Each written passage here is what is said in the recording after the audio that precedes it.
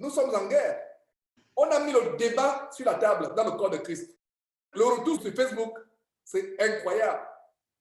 Donc, les frères agissent comme l'article du frère Apollinaire Forcados que j'ai publié aujourd'hui. Même ces églises-là, le débat d'Alois sur la table. Et on va mettre pression. C'est une grande guerre entamée, hein, la louange. Et comme tu avais enseigné dans un enseignement, il faut vraiment accepter de mourir pour pouvoir abandonner, toute cette musique, parce que c'est des choses, c'est comme les enfants d'Israël, ils sont sortis d'Égypte, il y avait une marmaille qui avait accompagné les enfants d'Israël. Donc, ce sont ces choses qui sont restées cachées durant tout le long, qui fait que plus tard, ils ont fait leur propre veau d'or. Donc, il n'y avait pas une transformation réelle dans la vie chrétienne, quoi. Et ce sont ces choses-là qu'on traîne. Il y a d'autres qui sont nés dans ça. Les jeunes qui ont 30 ans, 40 ans, ils sont nés dans les milieux évangéliques, ils sont nés dans les églises, ils ont connu les chorales. Donc, quand tu es baigné dans quelque chose, tu as l'impression que c'est ça la vérité. Mais on ne veut pas interroger les Écritures, on ne veut pas se confier rien qu'aux Écritures. Parce que c'est difficile d'abandonner ça. Comme la guitare, j'ai passé des heures et des heures, et ma femme pourrait en témoigner, des samedis à travailler, à pratiquer la guitare, en ne plus finir. Les grands joueurs de rock, je reprenais toutes les lignes de guitare, mais quand Dieu m'a saisi par la parole, en fait, c'est vraiment un cœur pauvre en esprit, c'est-à-dire la simplicité, reconnaître ses limites, Ouais. et se dépouiller de tout pour juste dire, Seigneur, je veux mettre en pratique la parole de Dieu. Ouais. Quoi qu'il soit, tout, parce qu'il y a des gens qui se basent en disant, oh, tu n'es pas le seul, tu n'es pas celui qui peut apporter le changement. Voilà, ça fait 1000 ans qu'on fait ça. Ça fait 2000 ans qu'on fait ça. Mais en Néhémie, on voit qu'il y a un commandement que les enfants d'Israël ont mis en pratique. Ce commandement n'avait pas été, c'était la fête des tabernacles, Ouais. ça n'avait pas été fêté, ça faisait 1000 ans. Mais eux, ils ont découvert ce commandement dans la parole de Dieu. Ils se sont dit, tiens, il y a un commandement qu'on n'a pas mis en pratique, ça fait 1000 ans, on va la mettre en pratique. Et donc, on n'interroge pas la parole de Dieu, on regarde autour de soi. Bon, tout le monde fait ça, c'est bon, donc c'est bon et on peut continuer avec, quoi. Ouais. Et donc, on est rentré dans une période où il faut vraiment retourner à la parole de Dieu, mettre la parole de Dieu en pratique, même si on est peu. C'est ce que Dieu attarde ses regards sur ceux qui mettent en pratique la parole de Dieu. Parce que c'est tellement, tellement grave. Dieu m'a ouvert les yeux sur la gravité de ne pas mettre en pratique la parole de Dieu. Parce que le Seigneur Jésus-Christ, comme c'est dit dans Apocalypse 19, 13, c'est la parole de Dieu. Dans Jean 1, toutes choses ont été créées par la parole. Donc, l'univers tout entier, le monde, tout est créé par la parole, maintenu par la parole. Donc, à partir du moment où il y a les lois physiques, il y a aussi les lois spirituelles. Quand Adam et Ève ont péché, ça a créé une brèche dans l'harmonie, la perfection de Dieu. Donc, quand on déchiquette la parole, c'est comme si ça secoue le trône de Dieu. Dieu est assis sur la justice, qui est la base de son trône, et la bonté et l'équité sont devant sa face. Donc, ça a tellement des conséquences graves, mais on ne veut pas abattre les hauteurs qui se sont élevées dans nos vies pour s'humilier. Moi, j'ai au moins 10 000, 12 ou 15 000 dollars de stock de musique ici. Mais je suis en train de réfléchir que Dieu me montre comment est-ce que je veux me débarrasser de ça. Et dans ma tête, je me suis déjà débarrassé de ça, c'est-à-dire physiquement, comment je veux le faire. Mais dans ma tête, c'est que je ne veux plus reconstruire, retourner à ce que j'ai vomi, je ne veux plus rebâtir Jéricho comme Dieu l'avait dit. Et c'est ça, quoi. Il faut abandonner ces choses. Et il y a tellement de dégâts derrière ces choses. C'est incroyable. C'est des feux étrangers. Je reproduisais des lignes de musique des grands rockers et j'apportais ça dans l'église. La même ligne de musique. J'apportais ça dans l'église. Et entre les amis, on se connaissait, les guitaristes, on écoutait les mêmes choses, on étudiait les mêmes lignes des rockers. Et quand on venait chantant dans le groupe de louanges, on disait, joue un peu la ligne de tel rocker du monde sataniste là et tout. Ben, on le reproduisait, on était content. Waouh, tu as pu reproduire ça. Mais c'est incroyable, c'est incroyable, quoi. Dans les églises, entre guillemets.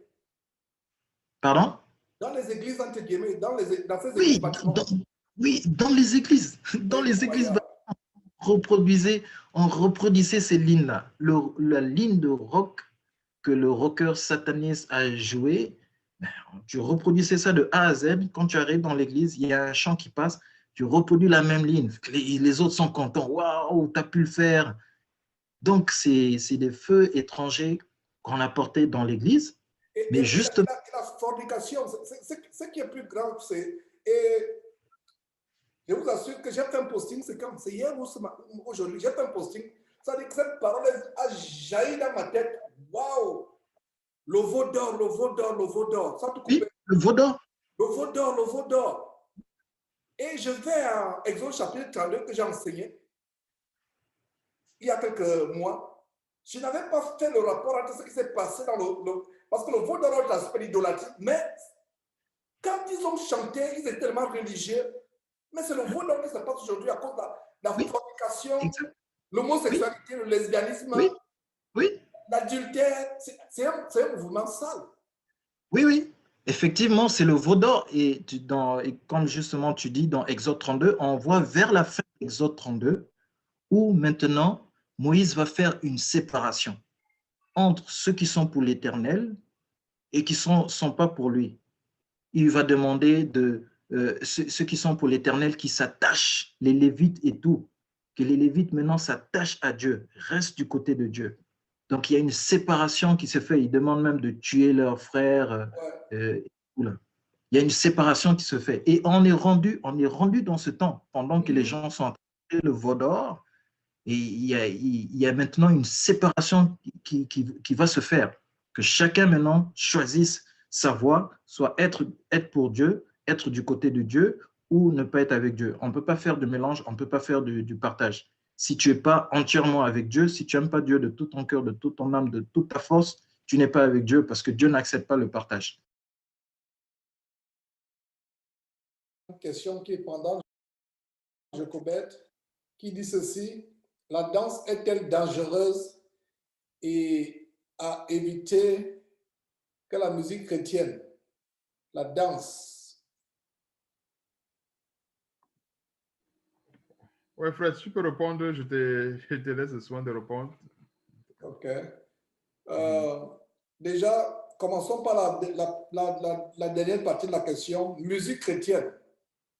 Il n'y a pas une telle chose que la musique chrétienne. C'est déjà des expressions que nous devons éloigner et enlever de notre vocabulaire. Musique chrétienne, il n'y a pas une telle chose. Maintenant, la danse. Danser. Est-ce qu'un chrétien peut danser?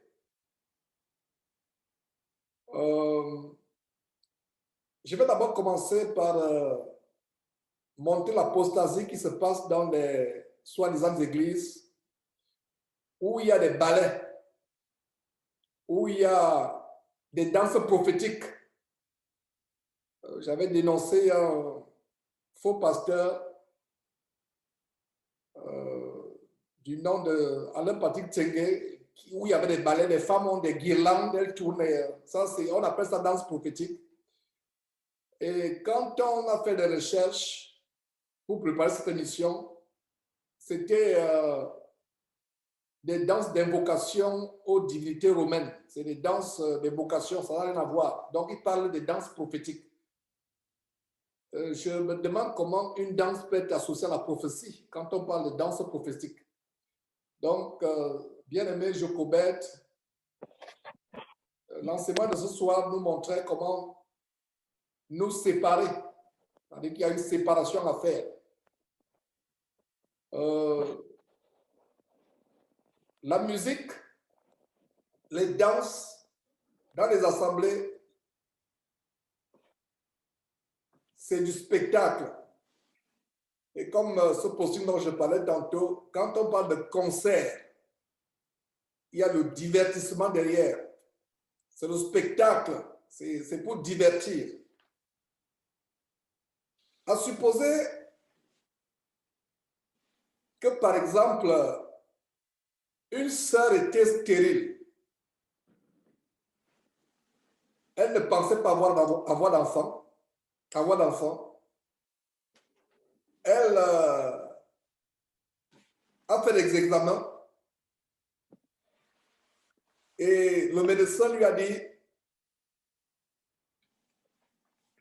tu auras des résultats, je vais t'appeler dans 1 semaine ou 2 semaines, tu auras des résultats. Elle ne savait pas qu'elle devait avoir d'enfant.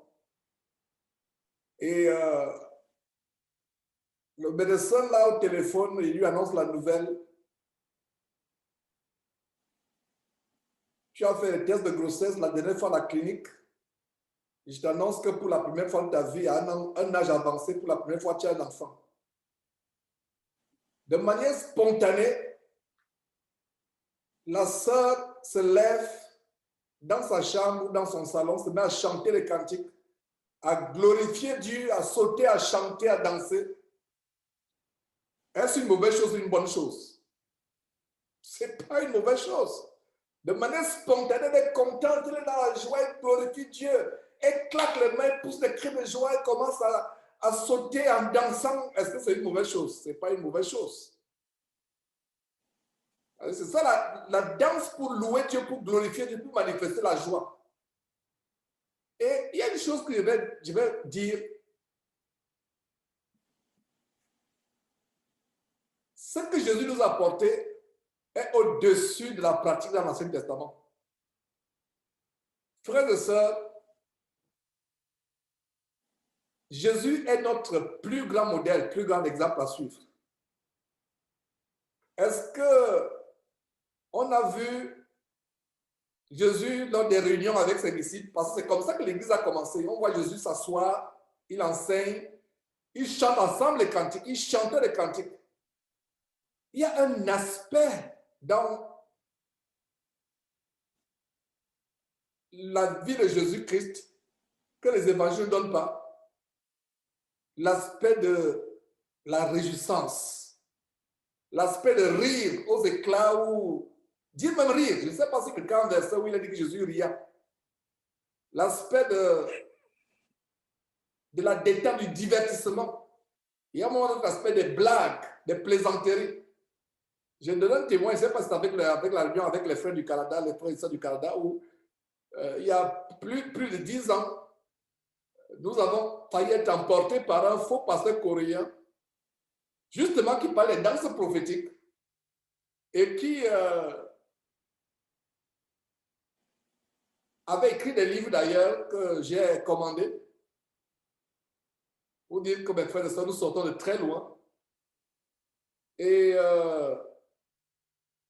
dans un des extraits de ce livre, si je me rappelle très bien, c'est des expériences de comment il rencontrait Jésus tous les soirs. Jésus venait le prendre pour l'accompagner, je ne sais pas où. Quelle abomination quand on regarde en arrière. C'est pour ça que la parole de Dieu est au centre de tout. Donc, qu'est-ce qu'on remarque? Il y a un témoignage qu'il donne. Jésus qui se moque, qui apparaît dans leur église et qui se moque d'une fille qui avait des taches de rousseur. Ça m'a scandalisé. Moi, je n'ai pas lu dans la parole de Dieu Jésus blaguant, se moquant de quelqu'un qui a des taches de rousseur. Et la meilleure, c'est quoi? Lui-même, il s'est dénoncé lui-même. Lui-même nous a aidé à partir quand, dans un autre témoignage, il parle comment Jésus a commencé à danser la techno. Ah, j'ai dit non. Et nous avons cherché Dieu en tâtonnant, mes frères. Ça, c'était plusieurs années avant que je réalise que nous devons nous attacher à la Bible et rien qu'à la Bible. On voit David, et c'est d'ailleurs le passage que Victor a cité, en Samuel chapitre 2, verset 6. Vous voyez Daniel qui rentre, pas Daniel, plutôt, excusez-moi, le roi David qui rentre, qui retourne à sa maison, il est dans la joie. Il se découvre, il se met à danser. Sa femme, qui était la fille de Saül, c'est d'ailleurs a trouvé ça ridicule. Et elle est morte. Sa malédiction, c'est qu'elle est morte sans enfanter. Elle n'a pas eu d'enfant jusqu'à sa mort. En 2 Samuel chapitre 6. Alors, ça, je reviens sur la danse. De manière spontanée dans la joie, parce que la danse, c'est vraiment l'expression de ta reconnaissance de manière spontanée. Tu peux te mettre à danser, à chanter. Mais un chrétien qui danse, par exemple, tu vas à un mariage, tu te mets à danser. Non, ça veut dire que je doute que tu es un chrétien. Tu danses à quel rythme? Tu danses au rythme du zouk, du dombolo, au rythme de, je ne sais pas, du disco, je ne sais pas quoi, du rock and roll, tu te mets à danser. Et l'une des choses qui m'ont choqué, j'étais le pasteur assistant dans une église du ministère de la Voix. Et quand la réunion finit, je vois mon chef. À l'époque, on avait des chefs. Aujourd'hui, mon seul chef, c'est Jésus-Christ. À l'époque, mon chef, le pasteur, donc j'étais l'assistant. À un moment, il bondit sur la table, il met la musique, il saute sur la table, il se met à danser. On venait de, soi-disant, prier. Il bondit sur la table. Même étant dans les ténèbres, j'ai trouvé ça choquant. Je l'ai confronté et il me dit, vous, Africains, ça c'est votre culture. Nous, on a notre culture à nous. Bon. Vous savez, comme j'ai toujours dit, pour qu'une querelle s'arrête, pour qu'il y ait querelle, il faut 2 personnes. Donc, quand une personne se retire, il n'y a plus d'eau. Je me suis dit, donc, la danse, à un mariage où on danse, on se met à danser. Déjà, la musique, si on peut parler de musique, d'abord, musique chrétienne, ça n'existe pas. Maintenant, si on peut parler de cantiques, non pas de chansons, parlons de cantiques, des hymnes, c'est pour Dieu. La musique, c'est pour Dieu. Donc la musique du monde, là, c'est satanique. Tout ce qui est musique du monde, toutes sortes de rythmes, c'est satanique. Parce que la louange est pour Dieu.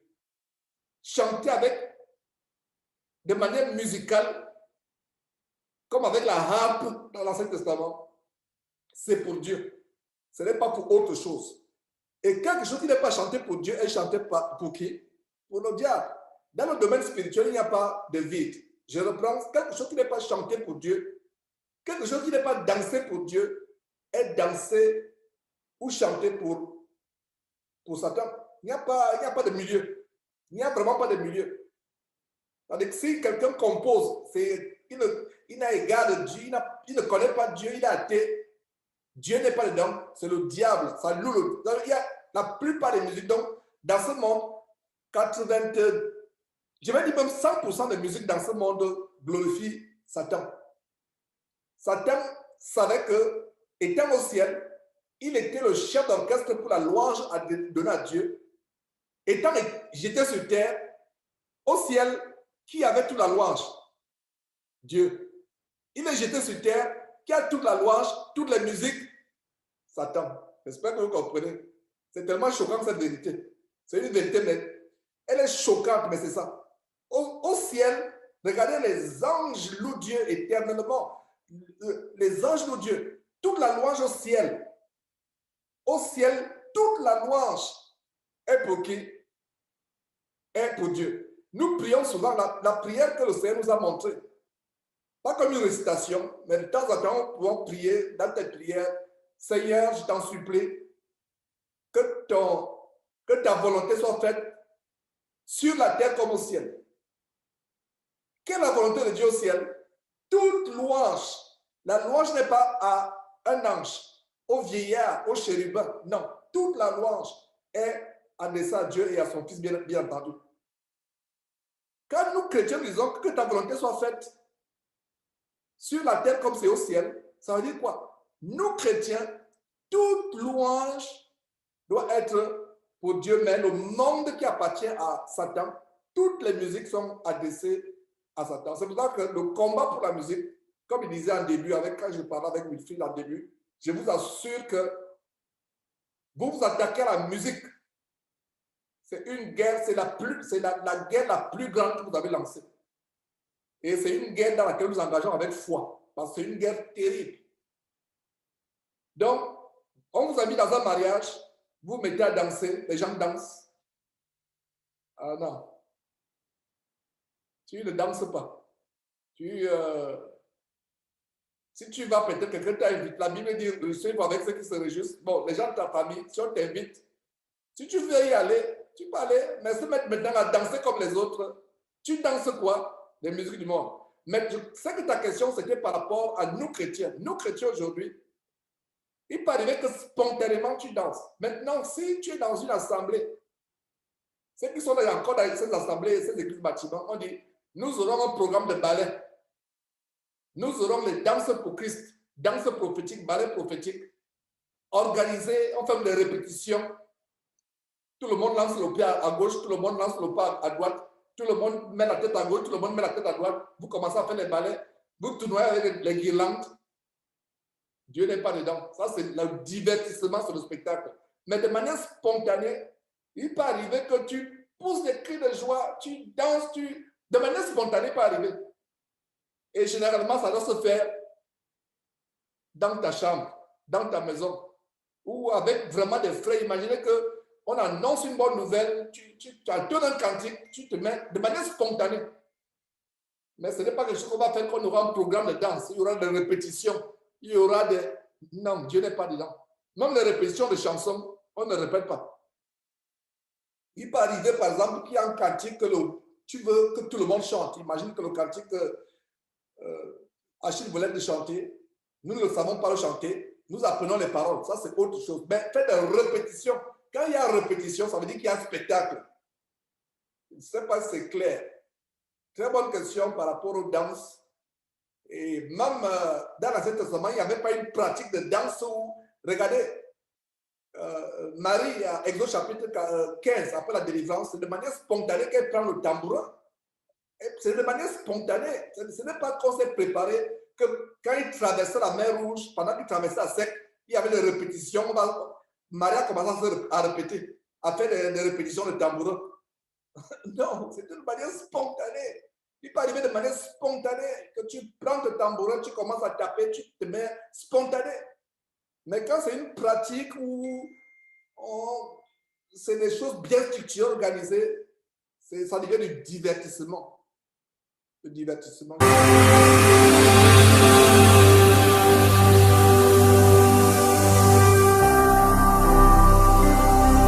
Jésus-Christ TV, vous connaîtrez la vérité et la vérité vous affranchira.